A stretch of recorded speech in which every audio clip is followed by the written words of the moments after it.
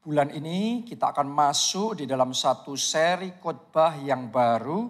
Spesial sekali, judulnya adalah The Covenant of Fruitfulness atau perjanjian berbuah lebat. Tahukah saudara bahwa kita diciptakan oleh Tuhan dengan kapasitas untuk berbuah lebat. Kita baca dulu Kejadian 1 ayatnya yang ke-28. Allah memberkati mereka. Lalu Allah berfirman kepada mereka, beranak cuculah dan bertambah banyak, penuhilah bumi dan taklukkanlah itu, berkuasalah atas ikan-ikan di laut dan burung-burung di udara dan atas segala binatang yang merayap di bumi. Jadi ketika Allah menciptakan manusia pada awalnya, Allah memberkati mereka. Ya, Allah melepaskan berkatnya.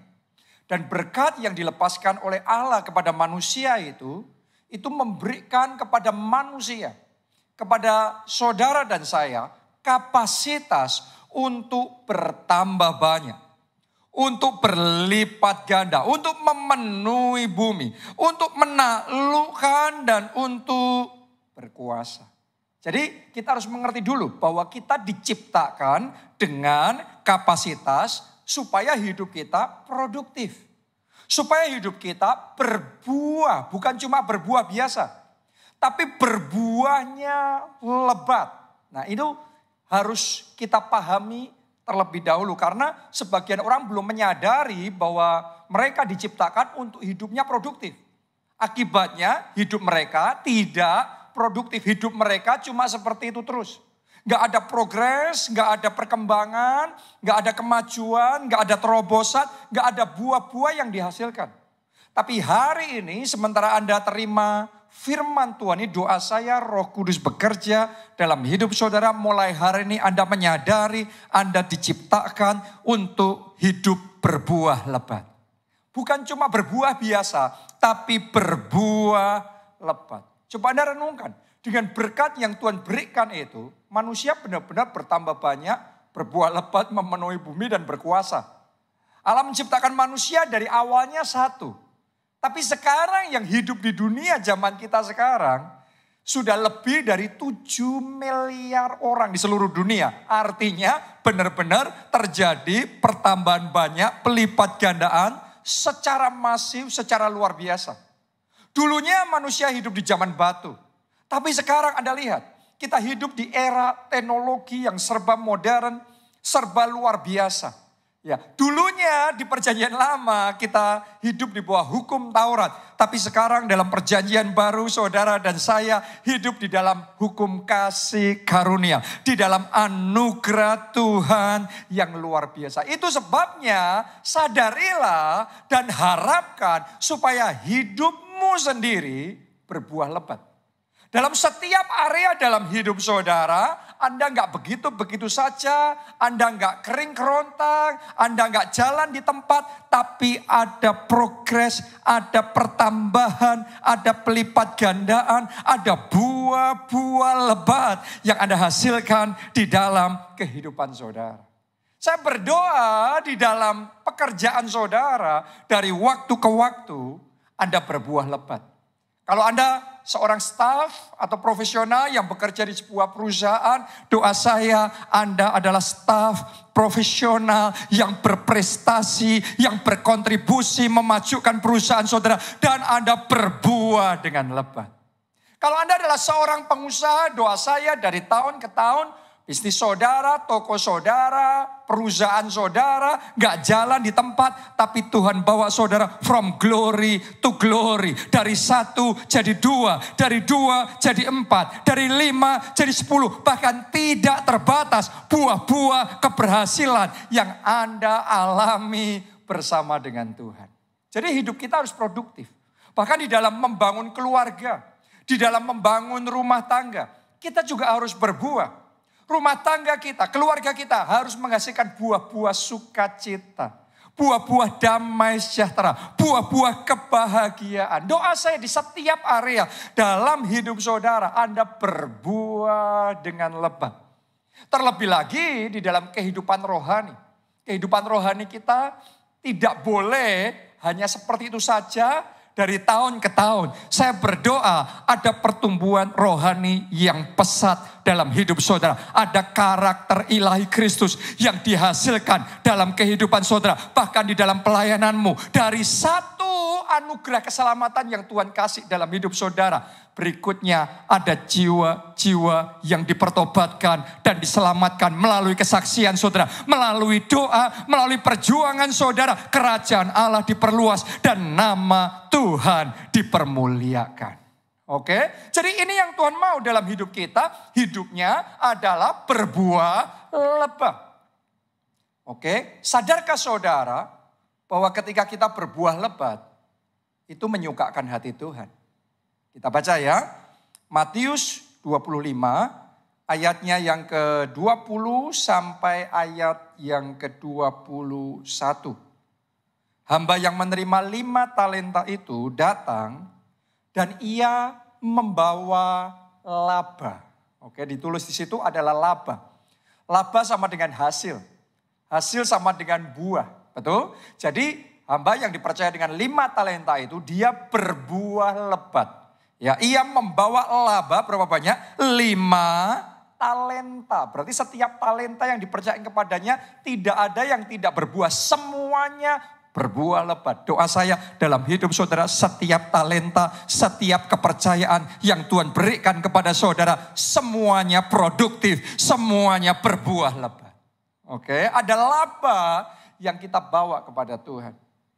Katanya, Tuhan 5 talenta Tuhan percayakan kepadaku. Lihat, aku telah beroleh laba 5 talenta. Maka kata tuannya itu kepadanya, baik sekali perbuatanmu itu, hai hambaku yang baik dan setia. Engkau telah setia dalam perkara kecil. Aku akan memberikan kepadamu tanggung jawab dalam perkara yang besar. Perhatikan sekarang kalimat terakhir. Masuklah dan turutlah dalam apa? Kebahagiaan Tuhanmu. Jadi ketika hamba itu menghasilkan buah, maka tuannya bahagia. Sadarilah ketika saudara dan saya hidup kita produktif dan berbuah lebat, itu menyukakan hati Tuhan. Sama seperti ibaratnya saya ya sudah melakukan segalanya buat anak-anak saya, memperjuangkan, membiayai sekolah mereka. Pokok melakukan semaksimal yang saya bisa lakukan. Terus kemudian saya melihat ada progres yang mereka alami. Sekarang mereka bisa berhitung, bisa penambahan, bisa pengurangan, bisa perkalian, bisa pembagian. Talenta-talentanya mulai berkembang. Mereka mulai bisa menciptakan lagu, bisa bernyanyi, bisa bermain musik, dan seterusnya. Setiap progres, setiap buah yang mereka hasilkan, itu membawa sukacita di hati saya. Doa saya, hidup saudara membuat sukacita di hati Tuhan. Hidup saudara menyenangkan hati Tuhan. Dan sadarilah, hati Tuhan disukakan ketika kita berbuah lebat. Jadi, jadilah orang Kristen, jadilah anak Tuhan yang produktif. Di setiap area hidup saudara berbuah lebat. Oke, itu menyukakan hati Tuhan. Sebaliknya, kalau kita nggak berbuah lebat dalam hidup kita, tanpa kita sadari, itu mendukakan hati Tuhan. Kita baca ya. Yesaya 5 ayatnya yang kedua. Ia mencangkulnya dan membuang batu-batunya dan menanaminya dengan pokok anggur pilihan. Ia mendirikan sebuah menara jaga di tengah-tengahnya dan menggali lubang tempat memeras anggur. Dengan kata lain, pengusaha kebun anggur ini melakukan semua yang bisa dilakukan, semua semaksimal mungkin, yang terbaik yang bisa dia lakukan. Ya, dia investkan semuanya di situ. Perhatikan, berikutnya ditulis begini. Lalu dinantinya, jadi ada penantian, ada kerinduan, ada keinginan, ada pengharapan. Supaya kebun itu menghasilkan buah anggur yang baik. Jadi kalau pengusaha sudah melakukan semuanya, invest begitu banyak, pasti maunya hasilnya baik juga. Ya, tetapi yang dihasilkannya ialah buah anggur yang asam. Jadi hasilnya mengecewakan, hasilnya beda seperti yang diharapkan. Coba Anda bayangkan perasaan dari pengusaha ini, dia sudah melakukan semuanya, modalnya dia curahkan, dia kerja keras dengan segenap hati, tapi hasilnya mengecewakan. Betapa kecewanya dia. Kita harus ngerti bahwa Tuhan buat kita, dia berikan segalanya. Dia berikan yang terbaik. Dia bahkan berikan tubuhnya dan darahnya. Dia berikan semaksimal mungkin yang dia bisa berikan kepada kita. Dengan harapan hidup kita berbuah lebat. Coba Anda bayangkan, kalau harapannya seperti itu, tapi setelah kita menerima semua yang terbaik dari Tuhan, kita tetap tidak berbuah tanpa sadar. Kita mendugakan hati Tuhan. Bukankah itu yang dialami dan dilakukan oleh hamba yang dipercaya dengan 1 talenta itu? Ya, Anda harus mengerti, hamba yang dipercaya 1 talenta itu tidak mencuri 1 talenta itu. Tidak mengkorupsi 1 talenta itu. Anda harus mengerti, hamba dengan 1 talenta itu dihukum bukan karena dia mencuri. Bukan karena dia merugikan. Akan tetapi hamba yang dipercaya dengan 1 talenta itu dihukum karena dia tidak berbuah lebat. 1 talenta tetap 1 talenta, tapi 1 talenta tidak menjadi 2 talenta. Dengan kata lain, dia dihukum bukan karena melakukan hal yang salah, tetapi karena tidak melakukan hal yang benar. Nah, ini adalah sebuah konsep yang belum dipahami oleh kebanyakan orang Kristen. Ya, banyak orang Kristen berpikir yang penting dalam hidup saya itu enggak berbuat salah, enggak jatuh dalam dosa, enggak aneh-aneh, enggak menyakiti orang lain. Sudah cukuplah, itu sudah cukup, enggak usah gimana-gimana, enggak apa-apa, sudah cukup. Saya mau ngomong begini sama saudara, itu perkataan kelihatannya baik, rasanya baik. Tapi Anda harus mengerti, di mata Tuhan itu salah. Coba Anda renungkan, hamba dengan 1 talenta juga tidak mengganggu dengan hamba dengan 2 talenta dan hamba dengan 5 talenta. Dia tidak merugikan apa-apa, tapi dia tidak berbuah lebat. Di mata tuannya, di mata Tuhan itu sebuah kesalahan. Jadi Anda harus mengerti, kita sebagai anak-anak Tuhan, Anda harus sadar, Bapak di surga punya standar yang lebih tinggi buat saudara dan saya. Tidak cukup kita tidak melakukan kesalahan. Yang Tuhan mau kita melakukan apa yang benar. Yang benar di hadapan Tuhan adalah hidup kita harus produktif. Hidup kita harus berbuah lebat. Itu sebabnya saya berdoa, berkat yang pernah Tuhan berikan kepada Adam dan Hawa itu, berkat yang sama juga diimpartasikan dalam hidup saudara. Dengan berkat itu mulai hari ini hidupmu berbuah. Buahnya bukan buah biasa, tapi berbuah lebat, mempermuliakan nama Tuhan. Oke? Itu sebabnya di dalam firman Tuhan selama bulan ini kita akan belajar tentang the covenant of fruitfulness. Perjanjian untuk kita bisa hidup berbuah lebat. Karena kalau saudara ngerti perjanjian bagaimana kita bisa hidup berbuah lebat, tidak satu pun anak Tuhan, tidak satu pun jemaat keluarga Allah yang hidupnya tidak produktif. Semua dari kita akan produktif, semua dari kita akan mengalami progres, semua dari kita pasti berbuah lebat. Oke, jadi Anda harus mempercayai dulu bahwa Tuhan menciptakan kita untuk berbuah lebat. Dan kalau Anda mengikuti petunjuk firman Tuhan yang kita pelajari sepanjang bulan ini, maka hidup saudara pasti berbuah lebat. Are you ready? Apakah saudara siap? Hari ini saya mau bagikan rahasia pertama dulu bagaimana hidup kita bisa berbuah lebat. Oke, Anda catat baik-baik ya. Rahasia pertama berbuah lebat adalah alami kepenuhan Roh Kudus. Yes, rahasia yang pertama, yang utama lebih dari semuanya adalah the Holy Spirit. Roh Kudus. Anda harus ngerti, itu paling penting. Ya, coba Anda renungkan, murid-murid Yesus yang pada waktu itu sedang terpuruk, ketakutan dan bersembunyi. Tapi ketika mereka mengalami kepenuhan Roh Kudus, tiba-tiba ada mujizat pembalikan terjadi. Tiba-tiba mereka bangkit dan kemudian Petrus berkhotbah, hari itu juga ada 3.000 jiwa yang bertobat dan diselamatkan. Setelah itu enggak lama kemudian ada lagi tambahan 5.000 jiwa diselamatkan. Setelah itu enggak lama kemudian tiap-tiap hari terus Tuhan tambahkan jiwa-jiwa, bahkan unlimited, tidak terbatas. Injil diberitakan dari Yerusalem, Yudea, Samaria sampai ujung bumi. Semuanya diawali dari kepenuhan Roh Kudus. Tanpa kepenuhan Roh Kudus, murid-murid Yesus boleh ngerti teori ini, teori itu. Gimana teori pertumbuhan gereja, gimana teori supaya hidup kita bisa berbuah lebat, bisa sukses, bisa berhasil. Tapi semua teori itu akan kering dan layu tanpa kepenuhan Roh Kudus. Karena itu hari ini terima kepenuhan Roh Kudus. Hari ini terima pencurahan Roh Kudus. Diimpartasikan dalam hidup saudara. Bukankah itu juga yang dialami oleh Adam dan Hawa? Alkitab mencatat pada waktu itu Adam ya dibentuk oleh Tuhan dari debu tanah. Akan tetapi Alkitab mencatat dia belum menjadi makhluk hidup. Baru setelah Allah menghembuskan nafas hidupnya.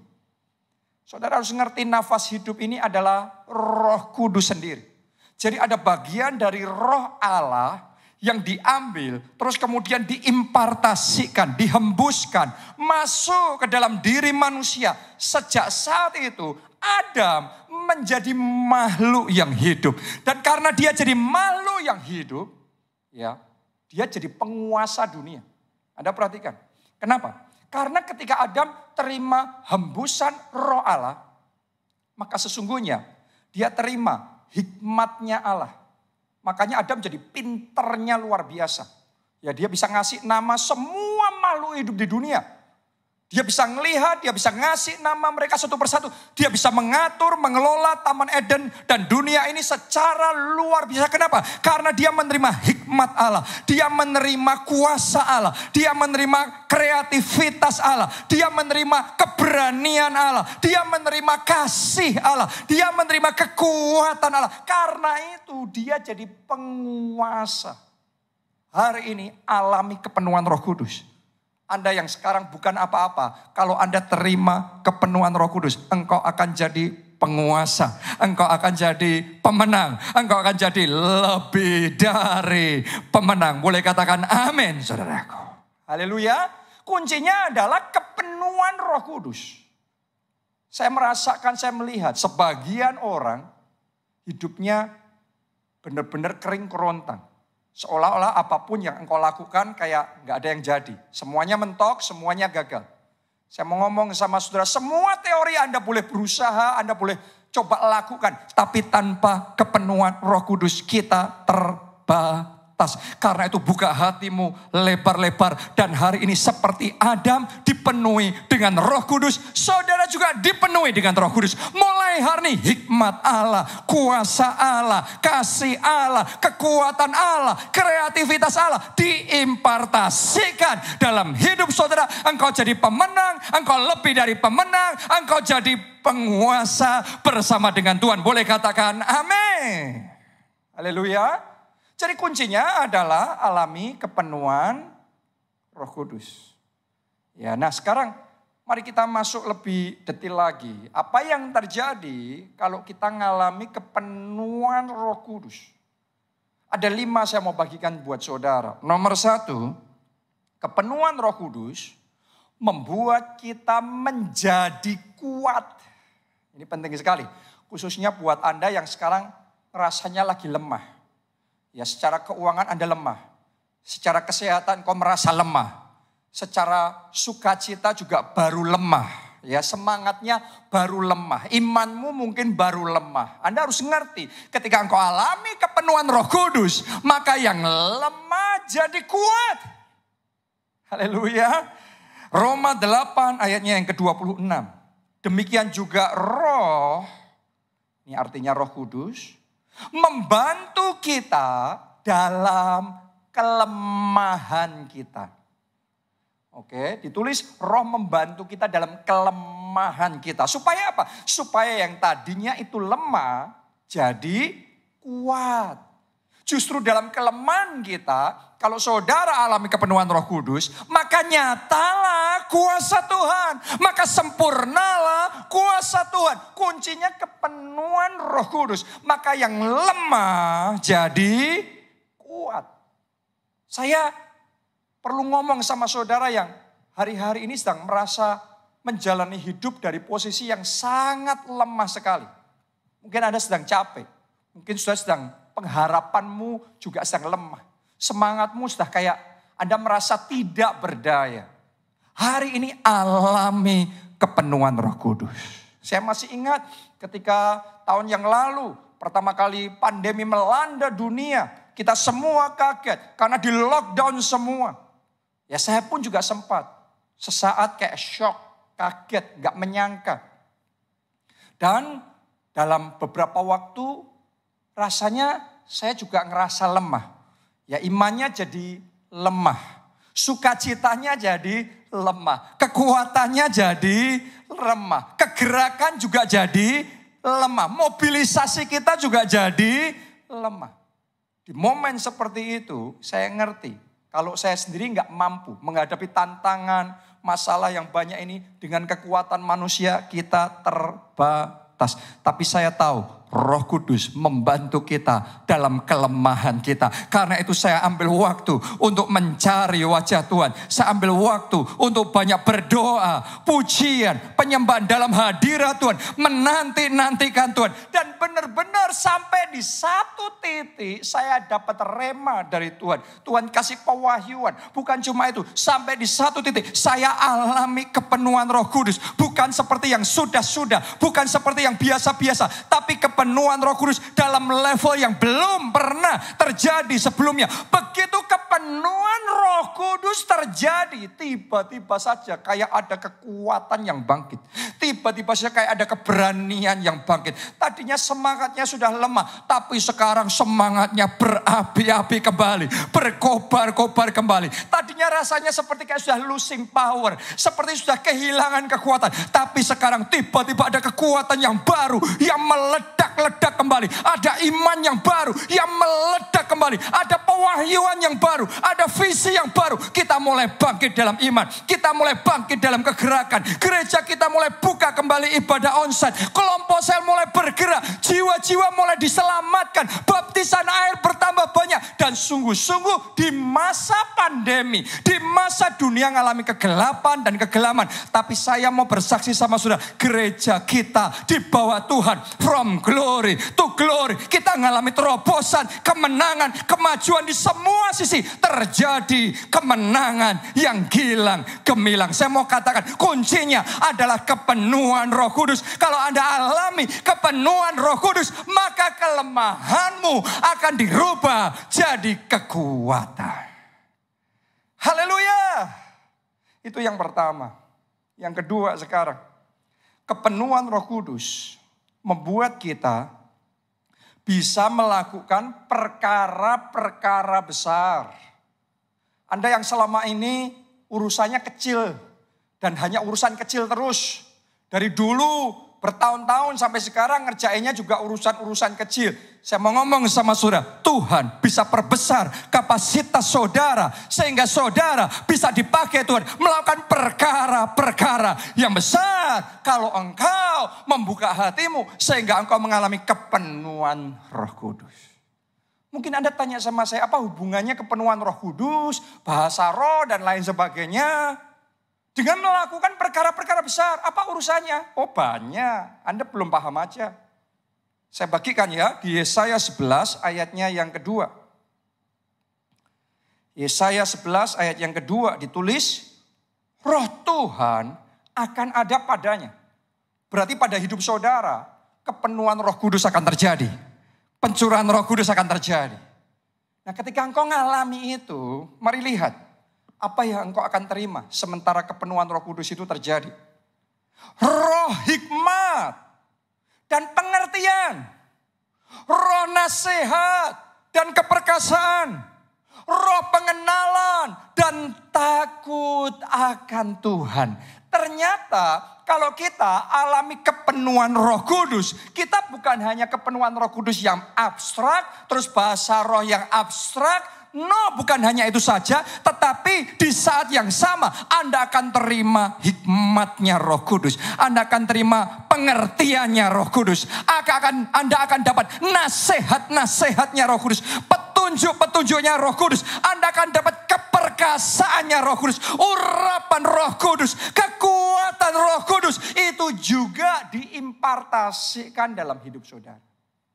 Coba Anda bayangkan, kalau sekarang kreativitas kita mentok, ya kita mikir nggak bisa kreatif. Tapi Anda dapat kreativitasnya Roh Kudus. Jangan heran, yang bodoh pun jadi pinter. Yang nggak kreatif pun jadi sangat kreatif.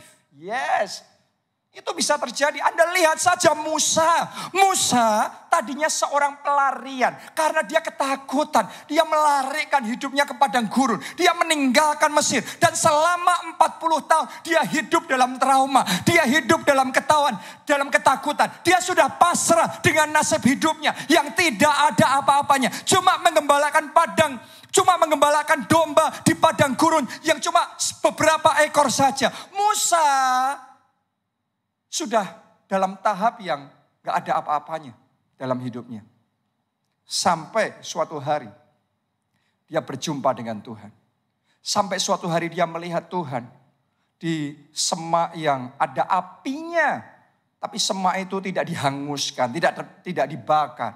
Di situ dia mengalami perjumpaan dengan Tuhan. Di situ dia mengalami kepenuhan Roh Allah. Di situ dia alami pencurahan Roh Kudus dalam hidupnya. Dan ketika Musa mengalami pencurahan Roh Kudus, maka benar-benar dia sekarang dapat kuasanya Tuhan, dapat kekuatannya Tuhan, dapat hikmatnya Tuhan, dapat petunjuknya Tuhan, dapat kreativitasnya Tuhan, dapat keberaniannya Tuhan. Dan dengan semuanya itu dia kembali ke Mesir.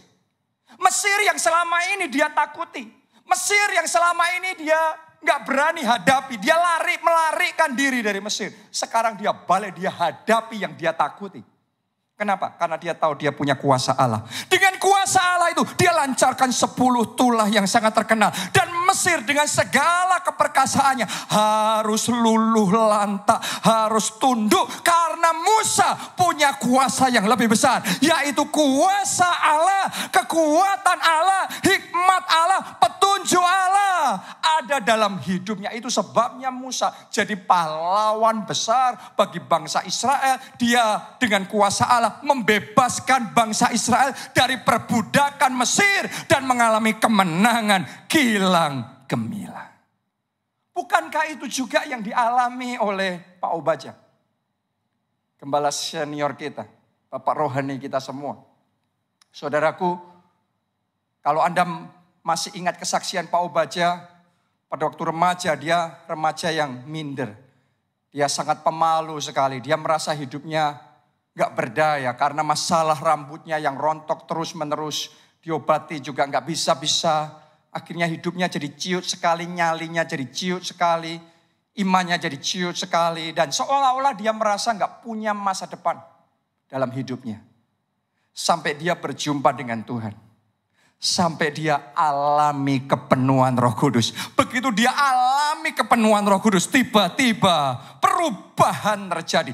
Tiba-tiba sesuatu yang baru dimulai. Tiba-tiba pengharapan yang baru dia punya. Tiba-tiba iman yang baru dia punya. Tiba-tiba orang yang harusnya nasibnya kecil, sekarang di-upgrade. Dipakai Tuhan melakukan perkara-perkara besar. Hidupnya dipakai untuk menyelamatkan jiwa-jiwa. Untuk melayani dan jadi berkat bagi bangsa-bangsa. Sampai kita semua juga diberkati. Saudara dan saya juga hasil buah-buah dari pelayanan Pak Obadja juga. Dan sungguh-sungguh hari demi hari Tuhan semakin bawa Pak Obadja melakukan perkara-perkara yang lebih besar. Bagaimana mungkin remaja minder yang harusnya nasibnya kecil sekarang dipakai jadi hamba Tuhan yang jadi berkat bagi bangsa-bangsa, dipakai Tuhan melakukan perkara-perkara besar. Kuncinya adalah kepenuhan Roh Kudus. Jadi kalau saat ini engkau merasa hidupmu kecil, kalau saat ini engkau merasa kayak engkau dari keluarga yang gak ada apa-apanya dibandingkan yang sama yang lainnya jauh sekali. Saya mau ngomong sama saudara, jangan berkecil hati. Engkau punya Tuhan yang besar. Dia lebih besar dan dia maha besar. Kalau engkau buka hati saudara, buka mulutmu lebar-lebar. Tuhan akan memenuhi saudara. Tuhan akan mencurahkan rohnya dalam hidup saudara. Ketika engkau terima kepenuhan Roh Kudus itu, engkau terima hikmat Roh Kudus. Makanya jangan heran kalau Anda jadi pintar sekali. Anda jadi kreatif sekali. Setiap langkahmu engkau bergerak. Engkau ngikuti petunjuk Tuhan. Dan engkau bergerak dengan kuasa Allah. Maka saudara pasti akan dipakai Tuhan melakukan perkara yang besar. Boleh katakan amin. Haleluya. Alami kepenuhan Roh Kudus. Yang ketiga, kepenuhan Roh Kudus membuat kita bisa menghasilkan buah-buah roh.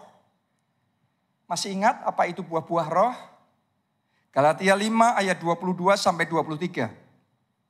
Tetapi buah roh ialah kasih, sukacita, damai sejahtera, kesabaran, kemurahan, kebaikan, kesetiaan, kelemah lembutan, penguasaan diri. Tidak ada hukum yang menentang hal-hal itu. Siapa dalam hidup saudara yang mau hidupmu melimpah, menghasilkan buah-buah roh ini dalam hidup saudara? Kita semua pasti mau. Kuncinya alami kepenuhan Roh Kudus. Kadang-kadang orang dunia, orang pada umumnya berpikir yang namanya sifat itu nggak bisa berubah. Watak nggak bisa berubah. Tapi saya mau katakan, orang yang sama sekarang dipenuhi dengan Roh Kudus, maka wataknya Roh Kudus akan muncul. Sifatnya Roh Kudus akan muncul. Kenapa? Karena ada Roh Kudus yang memenuhi hidup kita. Itu yang dialami Saulus. Saulus tadinya hatinya penuh kebencian dengan orang-orang percaya, dengan orang-orang Kristen. Akan tetapi sejak dia alami kepenuhan Roh Kudus, kebencian dirubah jadi kasih. Tadinya dia jahat sekali, dia melakukan banyak hal yang sangat jahat sekali. Tapi sejak dia alami kepenuhan Roh Kudus, orang jahat pun bisa jadi baik. Jadi buah-buah roh akan muncul, watak ilahi Kristus akan muncul dalam hidup kita ketika kita alami kepenuhan Roh Kudus. Saya mau ngomong begini, para suami di tempat ini, kalau saudara alami kepenuhan Roh Kudus, maka Anda akan jadi suami yang baik, suami yang murah hati. Yes, itu bisa terjadi. Para istri, kalau engkau alami kepenuhan Roh Kudus, maka buah roh damai sejahtera, buah roh sukacita akan ada di hati saudara. Meluap-luap sehingga suasana rumah saudara nggak tegang terus, nggak depresi, nggak sedih terus. Tapi ada suasana damai sejahtera, ada atmosfer sukacita yang akan terpancar melalui hidup saudara. Kenapa? Karena Anda alami kepenuhan Roh Kudus, maka buah-buah roh akan muncul. Ya, jadi saya berdoa, saudara semua, jemaat keluarga Allah, Anda alami kepenuhan Roh Kudus. Jadi suami yang baik, jadi istri yang baik, jadi orang tua yang baik, jadi mertua yang baik, jadi anak bahkan menantu yang baik, jadi bos yang baik, jadi staf yang baik. Dimanapun Tuhan menempatkan saudara, orang-orang bisa melihat ada buah-buah roh yang manis yang dihasilkan. Ada kasih, ada sukacita, damai sejahtera, kesabaran, kemurahan, dan seterusnya melimpah muncul dalam hidup saudara. Amin. Itu yang ketiga. Yang keempat, kepenuhan Roh Kudus membuat kita bisa mengerjakan mujizat. Kisah 10 ayat 38, yaitu tentang Yesus dari Nazaret, bagaimana Allah mengurapi dia dengan Roh Kudus dan kuat kuasa. Dia yang berjalan berkeliling sambil berbuat baik dan menyembuhkan. Perhatikan, menyembuhkan semua orang yang dikuasai iblis, sebab Allah menyertai dia. Saudara harus ngerti, sejak Yesus alami kepenuhan Roh Kudus, hidupnya berubah. Tadinya Yesus tidak dicatat dalam Alkitab melakukan mujizat-mujizat. Tapi ketika dia dibaptis air, dia keluar dari air, ditulis Ada seperti burung merpati yang hinggap atasnya. Dia mengalami kepenuhan Roh Kudus. Kemudian dia dituntun ke padang gurun selama 40 hari, 40 malam. Dia doa puasa. Di sana dia alami kepenuhan dan kelimpahan Roh Kudus lebih dan lebih lagi. Sejak saat itu, Tuhan Yesus yang sama, yang tadinya tidak dicatat melakukan mujizat, sekarang dia berkeliling dari desa ke desa, dari kota ke kota, yang sakit disembuhkan, yang kerasukan iblis dilepaskan, dan mujizat-mujizat, tanda ajaib yang tidak masuk akal terjadi. Apanya yang membedakan? Kenapa Tuhan Yesusnya sama, tapi sekarang ada perbedaan? Kuncinya adalah kepenuhan Roh Kudus. Sama seperti kayak kabel. Kabel kalau dicolokin ke listrik, sama tidak dicolokin listrik, kabelnya sama, tapi efeknya berbeda. Benar? Kalau nggak dicolokin ke listrik, Anda pegang-pegang walaupun terkelupas, pegang-pegang kabelnya no problem. Ya Anda kasih lampu, nggak nyala. Tapi begitu kabel yang sama dicolokin di listrik, secara kasat mata kelihatannya nggak ada bedanya. Tapi coba aja Anda, ya bagian terkelupas Anda pegang. Kita pasti kesetrum. Ya, kabel itu saudara hubungkan sama lampu. Lampunya akan nyala. Bedanya ada aliran listrik. Saya mau ngomong, kitanya sama. Tapi kalau ada aliran Roh Kudus dalam hidup kita, maka saudara dan saya akan bangkit, dipakai Tuhan mengerjakan mujizat. Ketika kita berdoa, mujizat terjadi. Ketika kita tumpang tangan pada yang sakit disembuhkan. Bedanya apa? Bukan kitanya, tapi Roh Kudusnya. Saya perhatikan itu yang dialami oleh gereja kita, jemaat keluarga Allah. Sekian tahun yang lalu, saudara dan saya benar-benar sangat giat sekali, tekun sekali membangun Pondok Daud. Di semua kota kita bangun Pondok Daud. Bahkan Pondok Daud 24 jam. Jadi tiap hari non-stop 24 jam. Selalu ada doa-doa, pujian, dan pengagungan. Karena itu tanpa Anda sadari, kepenuhan Roh Kudus terjadi di tengah-tengah kita. Dalam skala yang belum pernah kita alami sebelumnya. Begitu kepenuhan Roh Kudus itu terjadi, terus kita bangkit dalam doa profetik. Dalam deklarasi profetik. Doanya sama, deklarasinya sama, tapi sekarang ada aliran listrik Roh Kudus yang mengalir di tengah-tengah kita. Itu sebabnya yang sakit disembuhkan. Itu sebabnya kesembuhan ilahi terjadi. Itu sebabnya mujizat-mujizat keuangan yang tidak masuk akal terjadi. Itu sebabnya tanda-tanda ajaib itu benar-benar melimpah. Begitu banyak. Dan kita sampai ngomong banjir mujizat terjadi. Kenapa? Karena kepenuhan Roh Kudus. Tapi saya mau ingatkan saudara, kalau kita berhenti alami kepenuhan Roh Kudus, kita nggak lagi bangun Pondok Daud, kepenuhan Roh Kudusnya turun, listrik Roh Kudusnya hilang, saudara mau doa profetik, Anda mau deklarasi profetik, jurusnya sama, tapi efeknya beda. Kenapa? Karena yang menentukan bukan kitanya, yang menentukan mujizat terjadi atau tidak terjadi adalah level kepenuhan Roh Kudus yang kita alami. Karena itu hari ini saya ajak saudara semua seluruh jemaat keluarga Allah, ayo bangkit kembali. Buka hati saudara lebar-lebar. Minta kepenuhan Roh Kudus yang lebih dan lebih lagi tercurah dalam hidup saudara. Maka saksikan. Sekali lagi doa profetikmu, deklarasi profetikmu tidak akan mengecewakan. Anda akan melihat kuasa Allah didemonstrasikan dan mujizat-mujizat terjadi. Banjir mujizat, bahkan yang lebih masif, tsunami mujizat akan terjadi. Yang terakhir, yang kelima, kepenuhan Roh Kudus membuat kita bisa menghasilkan buah jiwa-jiwa yang dipertobatkan, diselamatkan bagi kemuliaan nama Tuhan. Kisah 1 ayat 8 ditulis, tetapi kamu akan menerima kuasa kalau Roh Kudus turun ke atas kamu, dan kamu akan menjadi saksiku di Yerusalem dan di seluruh Yudea dan Samaria dan sampai ke ujung bumi.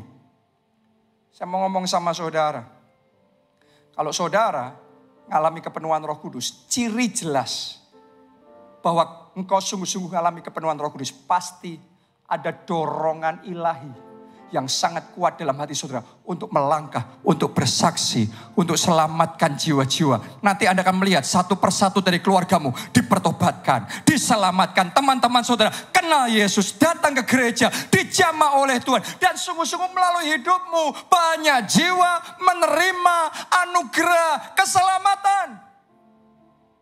Itu yang dialami Saulus. Penganiaya Injil itu ketika kepenuhan Roh Kudus dirubah jadi pemberita Injil. Orang yang tadinya kemana-mana menyakiti dan menyiksa orang Kristen, tapi sekarang ketika dipenuhi oleh Roh Kudus, kemana-mana bersaksi bahwa di dalam Yesus Kristus ada anugerah, ada pengampunan dosa, ada keselamatan. Saulus berubah jadi Paulus, jadi saksi Kristus. Karena dia alami kepenuhan Roh Kudus. Doa saya, Anda juga jemaat keluarga Allah, Anda alami kepenuhan Roh Kudus. Saudara jadi saksi Kristus. Semua pelayan Tuhan, semua staf gembala, keluarga Allah, saudara semua jadi saksi Kristus. Melalui hidupmu, jiwa-jiwa diselamatkan. Melalui hidup saudara, kelompok sel dibangun, dilipat gandakan. Melalui hidup saudara, kerajaan Allah diperluas. Nama Tuhan dipermuliakan. Siapa yang mau? Siapa yang mau? Angkat tangan saudara. Saya ajak, mari semuanya kita bangkit berdiri, nyanyikan. Kau ku rindukan Roh Kudus. Katakan, kau ku nantikan. Kau ku nantikan ya Roh Kudus. Lebih dari segalanya di hidupku. Mari katakan, kau ku perlukan ya Roh Kudus. Kau ku perlukan Roh. Mari dari hatimu ngomong sama Tuhan. Kau ku butuhkan Roh Kudus. Buka hati saudara, lebar-lebar. Minta kepenuhan Roh Kudus itu terjadi dalam hidup saudara. Semuanya kita angkat kedua tangan kita. Mari katakan bersama-sama, berhembuslah. Berhembuslah, oh Roh Kudus. Pulihkan setiap hati yang terbuka bagimu. Nyatakanlah, oh Roh Kudus, kuasa-Mu atas kami. Berhembuslah, penuhi hati ini. Hari ini kita belajar tentang the covenant of fruitfulness. Mana kita tahu ketika Tuhan menciptakan kita, Tuhan ciptakan dengan kapasitas supaya kita punya hidup itu produktif. Hidup kita berbuah lebat, hidup kita berprestasi, hidup kita menghasilkan buah-buah roh yang luar biasa. Di setiap area dalam hidup kita berbuah. Amin. Tapi tahukah saudara, perjalanan hidup yang berbuah lebat itu dimulai bersama dengan Yesus. Itu sebabnya buat saudara yang belum pernah terima Yesus sebagai Tuhan dan Juru Selamat, ini waktu terbaik. Ayo buka hati saudara. Undang dia masuk dalam hatimu. Jadi Tuhan dan Juru Selamatmu secara pribadi. Maka Anda akan melihat kalau ada Yesus dalam hidup saudara, maka hidupmu akan berbuah lebat. Pekerjaanmu berbuah lebat.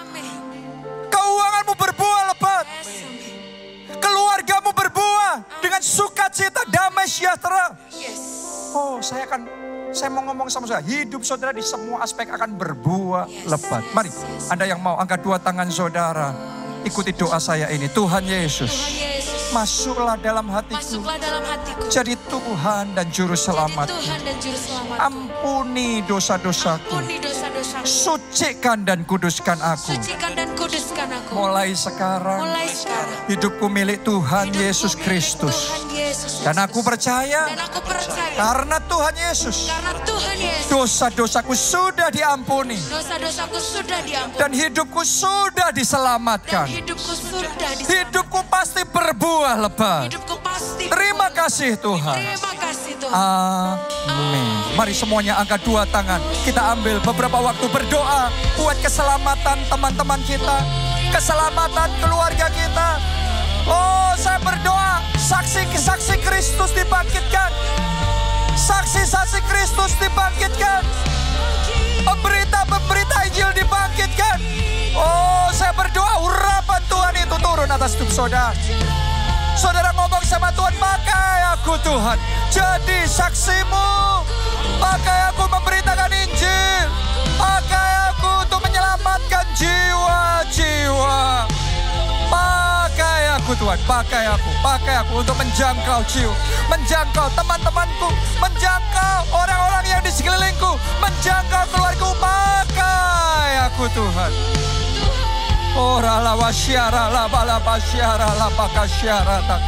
Aku percaya satu jiwa diselamatkan, seluruh keluarganya juga ikut diselamatkan. Pakai aku Tuhan jadi saksimu, pakai aku ya Tuhan.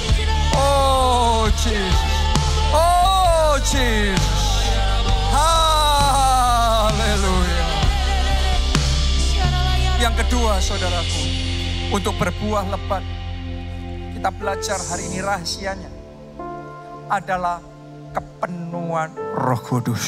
Saya berdoa saudara alami kepenuhan Roh Kudus dalam level yang belum pernah engkau alami sebelumnya.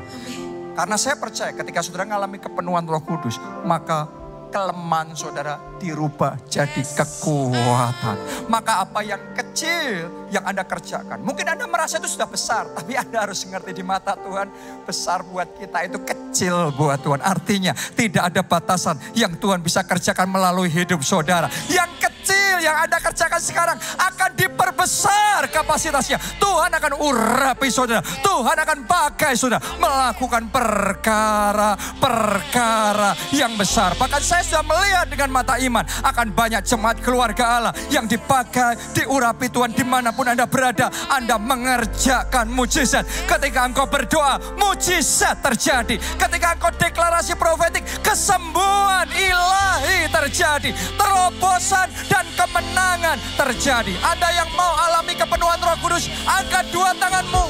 Katakan, ya Roh Kudus, penuhi aku, urapi aku, lebih lagi. Mari semuanya berdoa, lebih lagi. Oh Tuhan, aku mau lebih lagi, lebih lagi.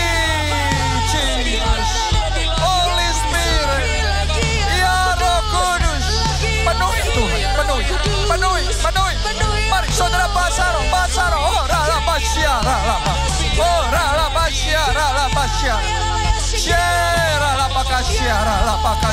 penuhi Tuhan, penuhi,